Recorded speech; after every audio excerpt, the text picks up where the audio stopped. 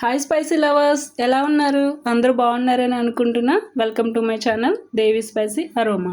ఈరోజు మీకు చూపించబోతున్న recipe gobi Manchuria అండి.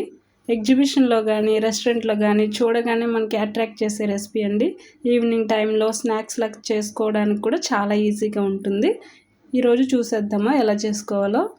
వీడియోలోకి వెళ్ళే ముందు వన్ స్మాల్ రిక్వెస్ట్ అండి, లైక్, షేర్ అండ్ సబ్స్క్రైబ్. ఇంకెందుకు ఆలస్యం, వీడియోలోకి వెళ్ళిపోదామా. కాలీఫ్లవర్, ఆనియన్స్, వెల్లుల్లిపాయలు సన్నగా కట్ చేసి పెట్టుకోవాలండి. పచ్చిమిర్చి కూడా సన్నగా కట్ చేసుకోవాలి. Tomato sauce, soya sauce, red chilli sauce, కార్న్ఫ్లోర్ని కొంచెం వాటర్ పోసి కలుపుకున్నాను, కొద్దిగా 1 టేబుల్ స్పూన్. స్టవ్ మీద గిన్నె వేడి చేసుకుని కొద్దిగా వాటర్ పోసుకుని మరగనివ్వాలి.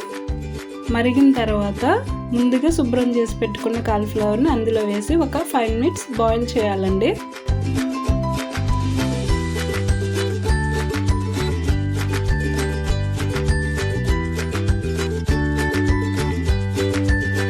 బాయిల్ చేసి తీసిన తర్వాత 3 టేబుల్ స్పూన్ కార్న్ఫ్లోర్,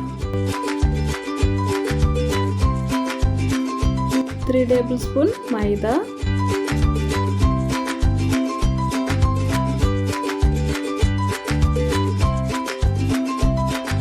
కొంచెం సాల్ట్, కొంచెం garam masala, half tablespoon ధనియాల పొడి,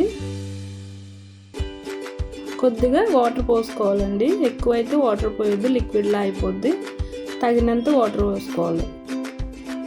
ఇప్పుడు ఇవన్నీ బాగా మిక్స్ చేసుకోవాలండి. మిక్స్ చేసుకున్న తర్వాత గిన్నె పెట్టుకుని 1 గ్లాస్ ఆయిల్ పోసుకుని వేడి చేసుకోవాలండి. డీప్ ఫ్రైకి సరిపడా మరగనివ్వాలి. ఆయిల్ అడ్జస్ట్ చేసుకుంటూ చూసుకోవాలి. ఎక్కువ మరిగితే మళ్ళీ మాడిపోయే ఛాన్సెస్ ఉంటాయి, సో చెక్ చేసుకుంటూ ఉండాలి. ముందుగా కలిపి పెట్టుకున్న కాలీఫ్లవర్ని తీసుకుని ఒక్కొక్కటిగా వేసుకోవాలి.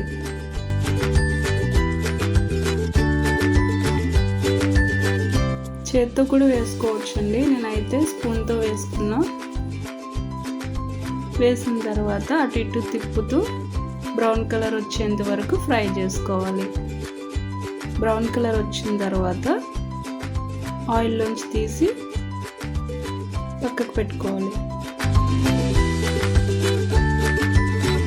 మళ్ళీ ఒక కళాయి పెట్టుకొని ముందుగా తీసి పెట్టుకున్న ఉల్లిపాయలు, పచ్చిమిర్చి, వెల్లుల్లిపాయ వేసి బాగా ఫ్రై చేసుకోవాలండి. ఒక 2-3 మినిట్స్ అయితే సరిపోతుంది. ఫ్రై అయిన తర్వాత tomato sauce, soya sauce, red chilli sauce, ఈ 3 వేసుకుని బాగా ఫ్రై చేసుకోవాలండి.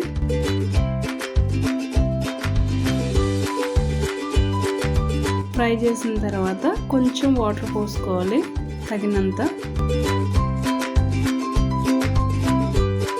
తరువాత కార్న్ఫ్లోర్ ఒక గిన్నెలో కలిపి పెట్టుకున్నాం కదా మనం, కొంచెం అది కూడా వేసుకోవాలి.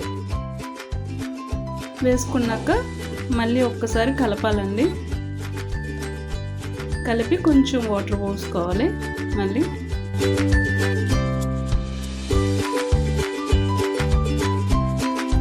వాటర్ పోసిన తర్వాత ముందుగా ఫ్రై చేసి పెట్టుకున్న గోబీ వేయాలి. అందులో గోబీ వేసిన తర్వాత మళ్ళీ ఫ్రై చేయాలి. అంతే, గోబీ మంచూరియా రెడీ. చూసారు కదండి, సింపుల్గానే ఇంట్లోనే ఈజీగా ఎలా చేసుకున్నాము. టేస్ట్ గ్యారంటీ, ట్రై చేయడం మీ duty. Thanks for watching. See you later. Fantastic, superb, mind-blowing, unbelievable.